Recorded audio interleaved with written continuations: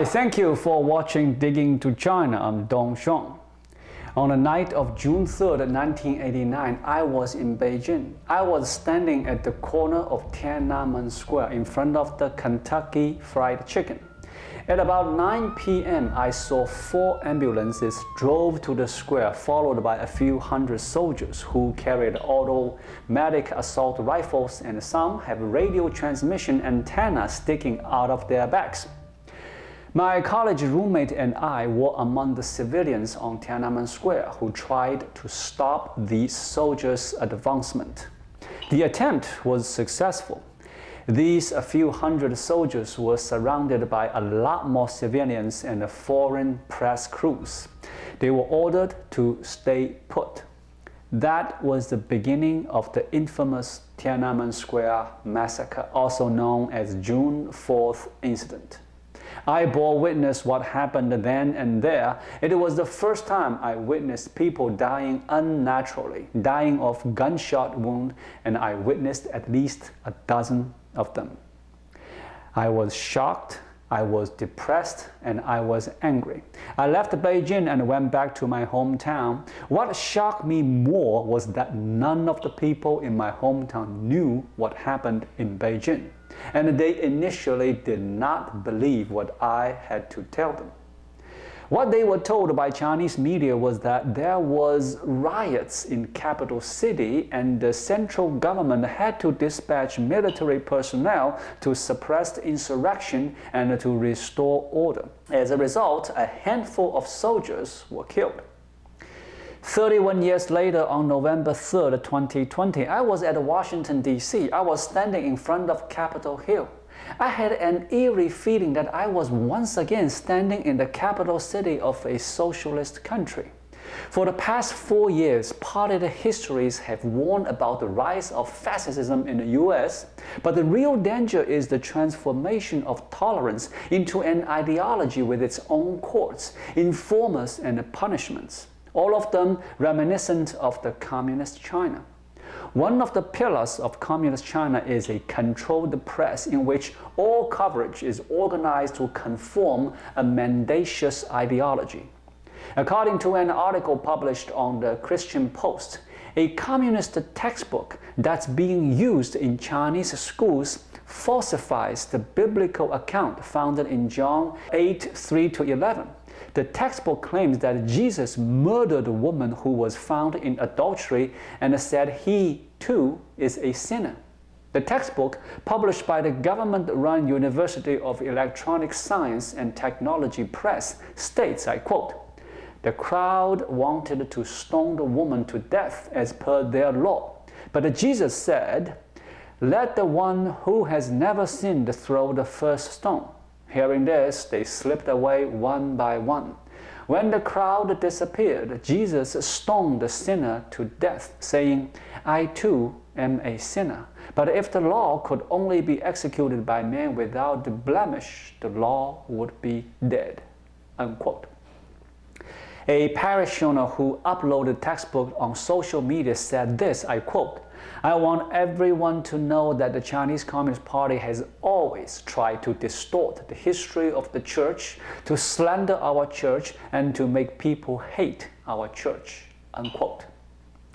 CCP's practice would have once been unthinkable in the US media.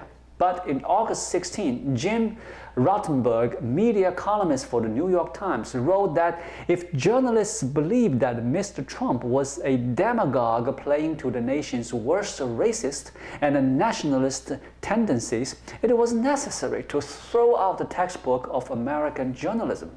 The Times started to characterize Mr. Trump's statements as lies in news stories and suppress news that worked to Mr. Trump's advantage, such as the Hunter Biden story this fall. The Times also advanced an ideological account of US history, according to which the American Revolution was undertaken to defend slavery, and promoted it over the objections of historians and the paper's own fact-checkers. The Chinese system also relies on the complete liquidation of academic freedom.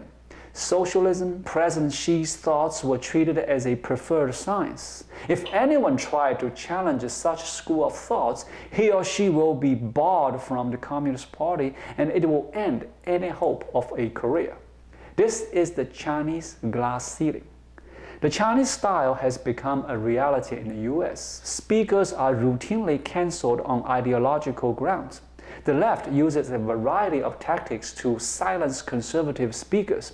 These include threats of violence that discourage schools from considering conservative speakers in the first place, demands that the scheduled speakers be uninvited, outlandish claims that the conservative speaker is a racist, white nationalist, or bigot, and shouting, screaming, and being disruptive or physically barring them from entering the lecture hall.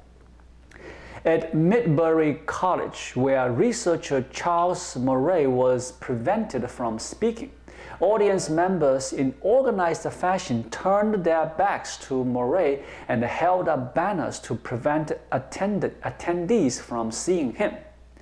After human rights activist and scholar Ayaan Hirsi Ali was invited to speak at Brandeis University to accept an honorary degree in 2014, left-wing students and faculty pressured the administration to cancel her talk. That same year, former presidential advisor Condoleezza Rice decided to cancel her invited commencement speech at Rutgers University due to student protests. She was too controversial for the left-leaning students. When the University of California, Berkeley invited conservative pundit Milo Yiannopoulos to speak in 2017, riots resulted in $100,000 in damage to the campus. Intimidated by the destruction, the university canceled the speech. The specter of socialism is haunting the United States. More Americans, particularly younger Americans, have a favorable view of socialism than ever before. Membership in the Democratic Socialists of America has increased sevenfold since 2016. Self-styled socialists sit in Congress and run for president. Republicans call Democrats socialists with ever greater frequency. However, Americans' views on socialism are complex. While some recent data can easily lend to overstated conclusions, there are marked changes in Americans' view of socialism when taking a longer, more historical look at the data. However, exactly what Americans mean by the term is nuanced and multifaceted. While half of Americans consider socialism as bad for the country, nearly two-thirds say that the U.S. economy is more influenced by the government than the free market, or that it reflects an equal mix of the two.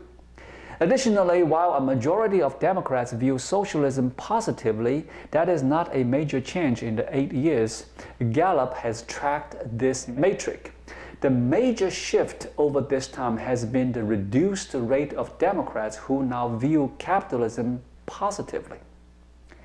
Being a person who grew up in communist China and have been living in the US for the last 30 years, I know a thing or two about socialism, communism, and capitalism. Here are a few of my observations. Socialists have never worked anywhere. Socialism forbids private property.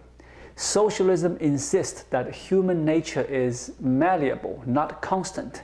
Socialism depends upon dictatorship to attain and remain in power. Socialism is responsible for the deaths of more than 100 million victims.